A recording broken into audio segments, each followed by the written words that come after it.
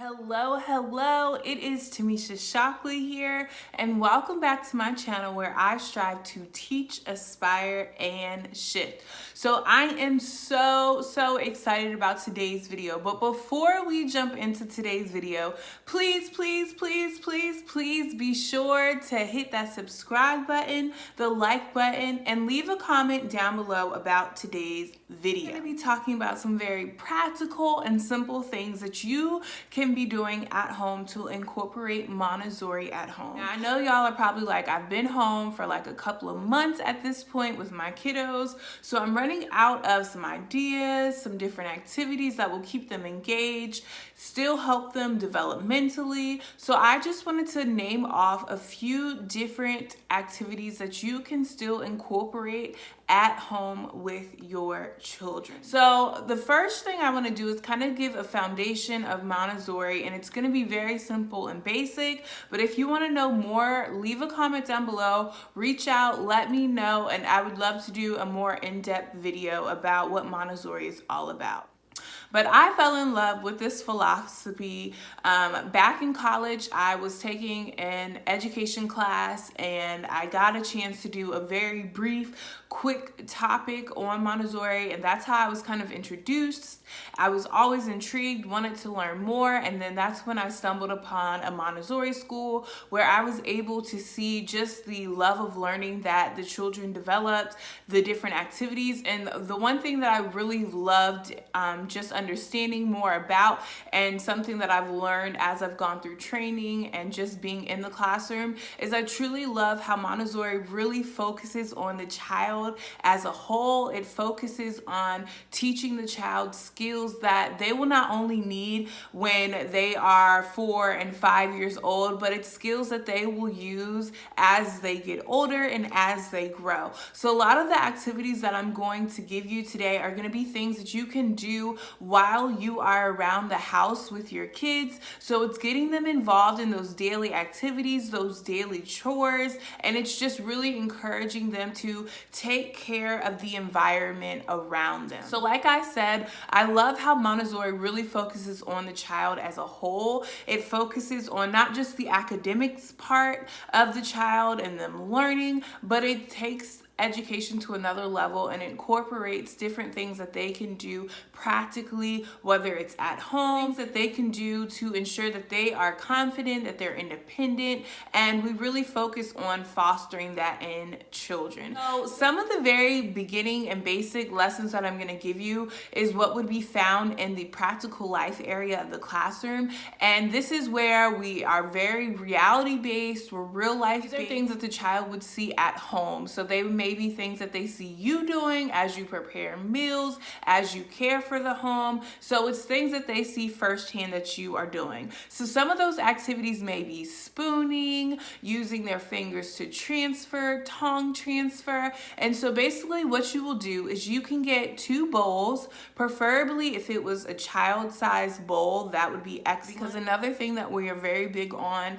in the Montessori classroom is having everything that is child appropriate, it's age appropriate, and it's fit for their bodies, their fingers, and it's just the perfect size for them. So you would get 2 bowls or 2 cups, and you will fill it with, or not necessarily fill it all the way up, you could do halfway, you could put in 10 beans or 10 of the different things that you use, but allow it to be dry goods. So it can be pastas, it can be beans, it could be dried chickpeas, it could be small miniature objects that your child has a lot of. So maybe they have a lot of miniature Legos, you could use those, but anything that's very small, and they can use these to either finger transfer with their 3 fingers, which is helping with their pincer grip, or you can get a spoon that your child may have that they use to feed themselves,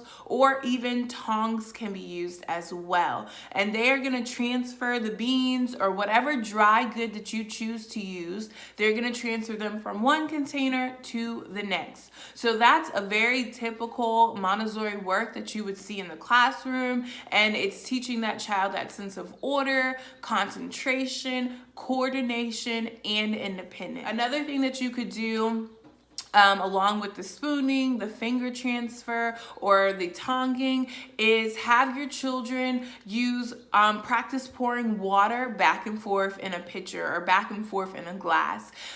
You could also have your child use a baster. So you may have like a turkey baster, and if you have a smaller one or even an eyedropper, that is a great tool for your kids so they can practice using squeezing the water, letting go, picking up the eyedropper or the turkey baster and squeezing the water into the next container. Another activity that you can do is you can get some lids and some containers that you have in your home. Have your child practice opening the containers. Have your child practice sorting the lids in the containers and finding the ones that match. Another thing that you can do that's not necessarily an activity, but something that's really big on practical life is care of the environment, care of self. So have your child practice putting on their shoes themselves if you're going to play outside in the backyard. Have them practice tying their shoes. Have them practice putting on their coats by themselves. For care of the environment, have them help you as you sweep, as you dust, as you're folding clothes. Have them help with those sorts of things. Have them help with dishwashing, window washing. All of those are very fun activities that kids love to do, and they're not just only occupying your child or keeping them engaged with something, but it's helping you as well clean your home.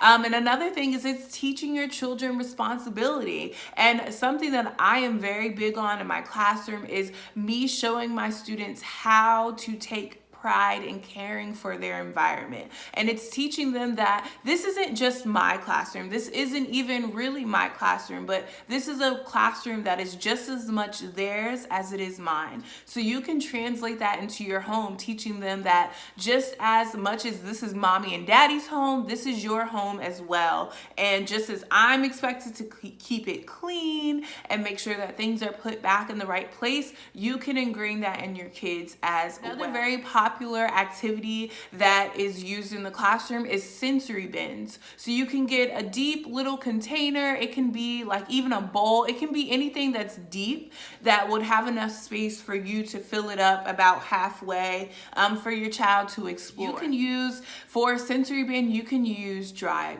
goods such as beans, chickpeas, rice, whatever you have that's dry. It could be pasta, or if you're feeling a little daring, you can use wet things like water. You could even use shaving cream or Jello. You could use whipped cream. Any of those things are going to be super fun and a great activity for your kids. Another thing that I've done in the classroom that was really a big hit is taking an ice cube and freezing it. And with this, you can put in different objects in the ice tray, put it in the freezer overnight, and then the next day, open up your backyard, set out a little towel in your home, give your kids like a little hammer and allow them to hit the ice cube until the object is free. And that's something that's fun for them and that they will truly enjoy. Another thing that you could do at home, just to incorporate more activities,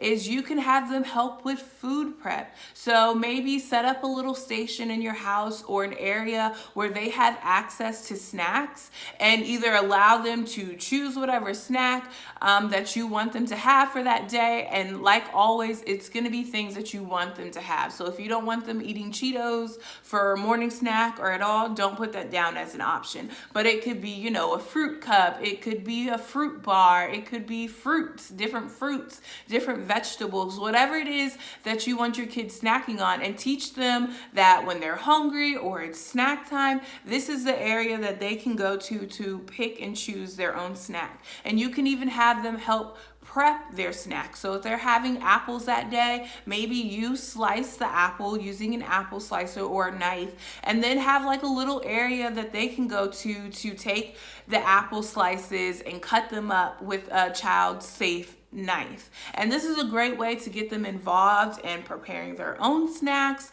Baking is another thing that kids love to do. It's a great time to teach them about measurements, having them smell different spices and baked goods. So these are all activities that your kids can be doing. I'm going to give you two more that you can be doing at home. One is using the use of puzzles, and maybe you've used all the puzzles you could possibly think of. Have your child create their own puzzle. So what you would do is have them color. You could have them color a blank piece of paper, or you could even give them a coloring page, have them color that, and then you'll cut it out in the shape of a puzzle, and they will put the pieces back together. And they could do this as many times as they would like. You guys can do this multiple times with different pieces of papers, but those are all different types of activities that kids will love. And it's not only keeping them busy and engaged with something, but it's also helping them developmentally. And like I said, use things that are in your house. Don't feel like you have to go out and buy a whole bunch of stuff. Use what you have. So use the dry beans, use the pasta, use the cotton balls. Get creative with the different fillers that you use as objects for your kids to transfer. And I'm going to leave a link to my Pinterest down below. And on there, I have different Montessori activities and boards that you can use to get various ideas from. And this is going to help you with your older kids. It's going to help you with your younger kids. So check out the Pinterest that I'm going to leave linked in the description box, and let me know in the comments down below, what activities have you been using? What things are keeping your kids engaged? And let me know how this worked out. Let me know if you want me to go in more detail about, some math, different things that you could do related to math and language to make sure that your child is still learning and being engaged academically. So I hope these help. Remember, subscribe, like, and leave me a comment. Let me know how you're managing at home. Let me know the different things that your kids are interested in, and let me know if you would like me to do another video on activities that you can do at home. All right, I hope you guys enjoyed. Until next time, bye-bye.